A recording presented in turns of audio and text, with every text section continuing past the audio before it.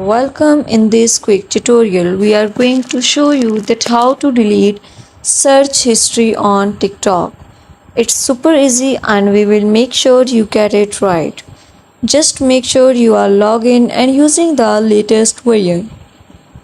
Make sure to watch the complete video and follow each step carefully to avoid forgetting anything and making mistakes. Firstly, open the TikTok app. Now click on the profile. Click on the three lines which appear at right top corner. Click on Settings and Privacy. Now click on Activity Center and you can see here an option of watch history. Now we can see how to delete watch history. First you have to click on the next which is at right top corner. Select the videos and delete that videos from your watch history like this. Thank you so much. That was all.